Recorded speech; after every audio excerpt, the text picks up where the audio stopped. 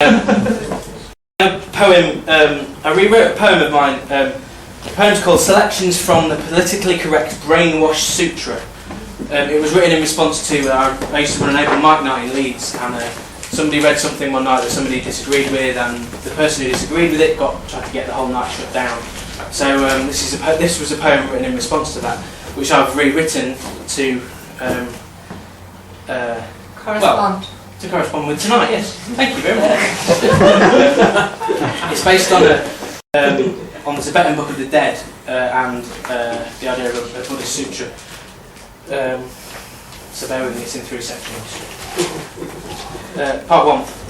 From the arrival of the true celestial Bodhisattva, Lord who wipes arses throughout the 10,000 myriad directions. Oh, less fortunately born than me, do not worry, for I have arrived with words to put the world to rights. I am here, arrived with laws of comfort and advice. I have offered you a democracy that really solves the roots of all our problems. Oh, great, unfortunate, huddled masses of the used and the abused, take comfort from my serene and constant presence. Have faith that I will speak up in your name, whether you want me to or need me to, or whether you elected me legitimately or not. Oh, innocent, unknowing victims of others' thoughtless, careless, wanton words, in my pure and simple hands, music, art and poetry will become a sanitary act, devoid of spark, devoid of gamble, devoid of guts, washed clean of grime, washed clean of dust, washed clean of blood, an artless art of judging without judgment. Oh, little children, striving along the self-same awkward path towards unattainable clarity and perfection, even though you may be quite some way behind me, do not despair. If you follow these instructions, you will find your way again. Learn to cleanse your ignorance, delusion and confusion, then surely this life you lead will not have been in vain. Part 2. In the Tibetan Book of the Dead, in the 40 days of death before you traverse through the bardo, there are some instructions for the living to read out and give to the dead to guide them, so they don't get reborn in the wrong incarnation. So these are some examples. From the instructions from the Holy Glossary of Moral Panics on how to guide the lost towards the best womb entrance for a favourable incarnation.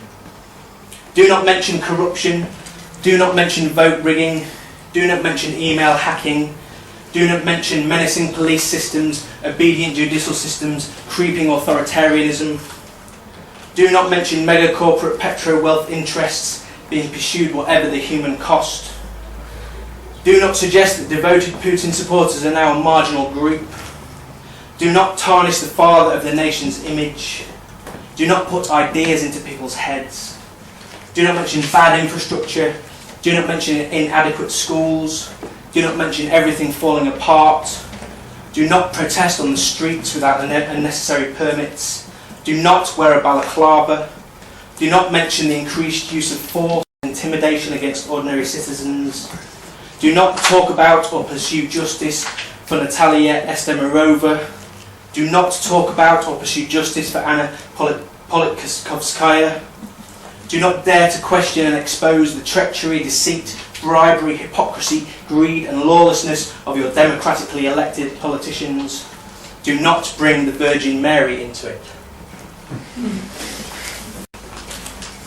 Also in the Tibetan Book of the Dead, there's a whole section, it's incredible, which point to, well, I'll just read this. From miscellaneous signs of death and subsequent rebirth.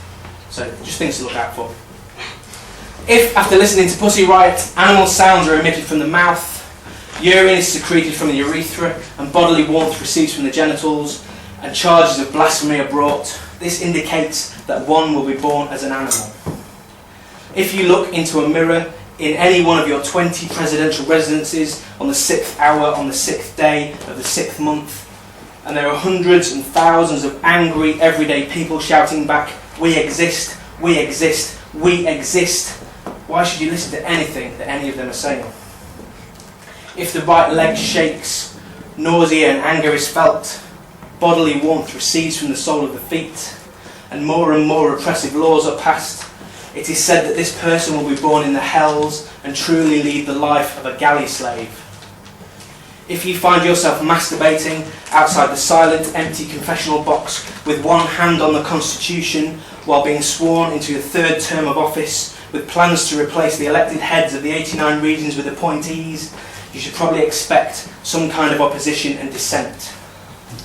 If you dream of burning all your books for a full 7 nights in a row, if you dream of having hair full of nits with human voices reciting the colours of the vowels to you in French, if you dream you're standing on the edge of an abyss, if you find yourself struggling to look people in the eye when you pass them on the street, if you defecate in an open field under the last fading star of morning and it keeps landing in the citizens' faces time and time again and they eventually learn how to be angry and vocal politically, you are probably straining at the very limits of your power. If the eyes do not clearly perceive forms, if the ears do not hear or else hear incorrectly, if your sense of moral superiority somehow keeps leaking out in polite company, if you are a hypocrite just as much as the rest of us but are still unable to admit it, if you keep on suffering extreme autistic allergic reactions to the views of those around you that don't agree with you, all of the above are signs that you are falling into the hands of Lord Yama. All of the above are signs that the end is near and there is no guarantee of rebirth in a realm conducive to enlightenment.